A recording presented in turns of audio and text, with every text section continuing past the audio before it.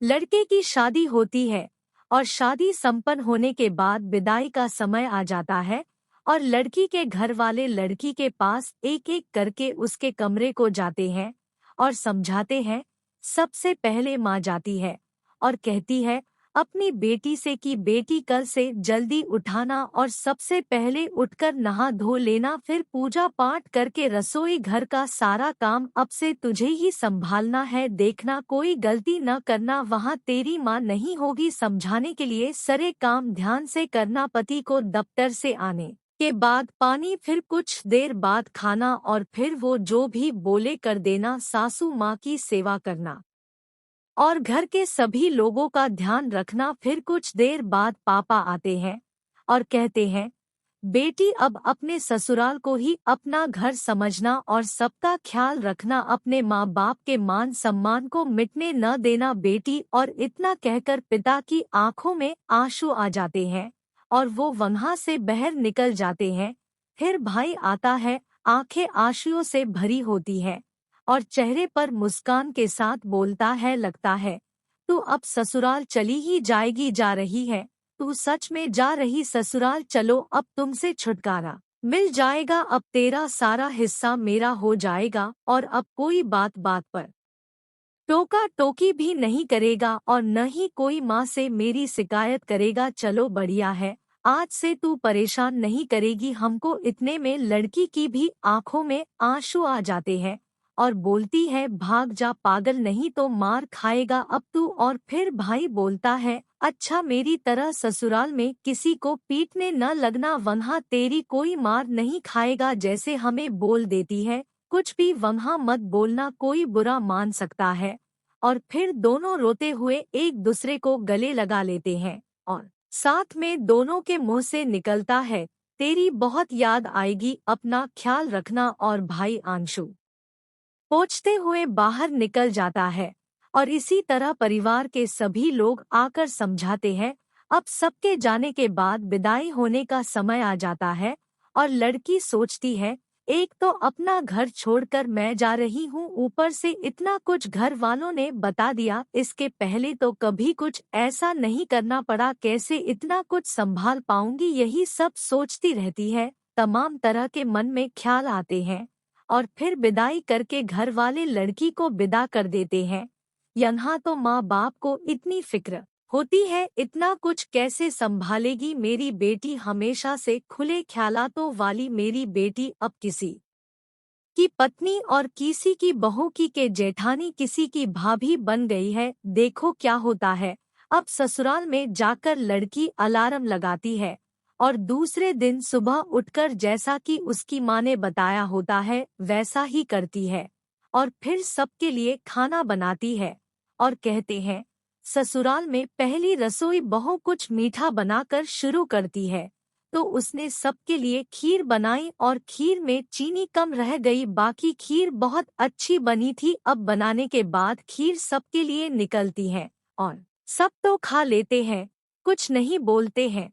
फिर सास जाकर बेटा और पति बैठा होता है तो जाकर बोलती लग रहा घर वालों ने कुछ सिखाया नहीं है, चीनी देखो कैसे डाली थी, लग रहा था खीर नहीं चावल खा रहे हो। और सबसे आखिरी में बहू को खाने का रिवाज होता है, पहले तो चख कर देख भी नहीं सकती, अब वो खाकर देखती है तो सोचती है चीनी तो कितनी कम डाली है, देखो मैं सोच ही रही थी कोई गड़बड़ न हो जाए और हो ही गई, लेकिन कितने अच्छे हैं सभी लोग, हमसे कुछ कहे भी नहीं। फिर सोचती है चलो दूसरे दिन कोई गड़बड़ नहीं होने देंगे। लड़की की माँ बाप का फोन आता है और पूछते हैं बेटी सब अच्छे से कर लिया, कोई गड़बड़ तो नहीं की। और वो बोलती है इतना सोचे थे फिर भी खीर में चीनी बहुत कम रह गई थी, लेकिन आप लोग परेशान न हो, कल से कोई गड़बड़ नहीं होगी, यहाँ के लोग बहुत अच्छे हैं।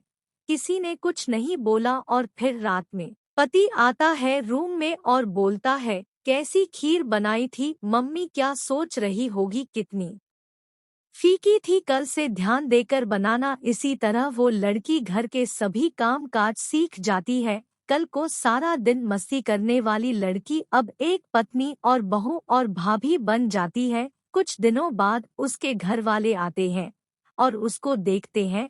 इतना ज्यादा अंतर पहले और अब में कहीं कोई बुला रहा है, भाभी मेरा ये सामान कहाँ रखा है? और पति बोलता है, अरे नाश्ता लग गया, दफ्तर के लिए लेट हो रहा। सासू माँ बोलती है, बहुत जल्दी से टेबल साफ करके सबका नाश्ता लगाओ, माँ पापा आए है, ध्यान नहीं दे रही। और तुम्हारे ससुर जी को भी निकलना है, वो जल्दी जल्दी सरे काम करती है और सबको नाश्ता करवा कर सारा घर साफ करती है, बर्तन धुलती है, फिर खाना बनाती है। ऐसे ही पूरा दिन उसका घर के काम काज में जाता है और कोई जरा सा भी सराहना नहीं करता। ये सब देख माँ बाप के आंखों में आंसू आ जाते हैं। और फिर जब वो सारे काम कर लेती है तो माँ बाप के पास बैठती है और तब माँ बाप बोलते हैं कि बेटा कोई दुहक तो नहीं है तुम्हें? तो वो अपने आंसू छुपाते हुए, नहीं माँ कोई दुहक नहीं है, बस आप सबकी नहत याद आती है। और माँ छोटू कैसा है, वो अब आप लोगों को ज्यादा परेशान तो नहीं करता है? ऐसा कहते हुए बात को काट देती है और बोली, यहाँ सब बहुत अच्छे हैं, मेरा बहुत ख्याल रखते हैं। ऐसा बोल दी ताकि उसके माँ बाप परेशान न हो। और माँ बाप कहते हैं, बेटी ऐसे ही खुश रहे तू और अपना ख्याल रखना। अच्छा अब हम लोग चलते हैं। जब माँ बाप चले जाते हैं तब जाकर कमरे में छुपकर बहुत रोती है और खुद से ही बातें करती है कि क्या बतायूं माँ, मेरी तो पूरी जिंदगी ही बदल गई है। कभी खुद के लिए समय नहीं निकाल पाती, सारा दिन ऐसे ही निकल जाता है। और फिर सांस आती है और बेटे से कहती है, माँ बाप आए थे, पता नहीं क्या पट्टी पढ़ा कर गए होंगे अब। बताओ दोस्तों, ऐसा बहुत लोगों के साथ होता है। अगर ऐसा होता रहा तो ससुराल और मायके में हमेशा अंतर होता रहेगा, जब तक कि आप दूसरे के घर से आई बेटी को अपनी बेटी नहीं समझेंगे। ऐसा करने से ही रिश्ते बिगड़ते हैं। सारी बेटियां ऐसी नहीं होती है और तभी रिश्ते बिगड़ते हैं। अब वो काम कर रही है तो सभी को करवा लेना चाहिए, क्योंकि वो आपकी मजदूर बनकर तो आई नहीं है, आपकी घर की बहू है जो आपके लिए सब कुछ छोड़कर आई है। अब आप लोग ऐसे करेंगे तो सास ससुर और माँ बाप ससुराल मायके में हमेशा ऐसे ही फर्क होता रहेगा। हम बदलेंगे तभी युग बदलेगा, इसीलिए पहले हमें अपने आप को बदलना है। वीडियो कैसी लगी कमेंट करके जरूर बताएं। लाइक एंड सब्सक्राइब करें।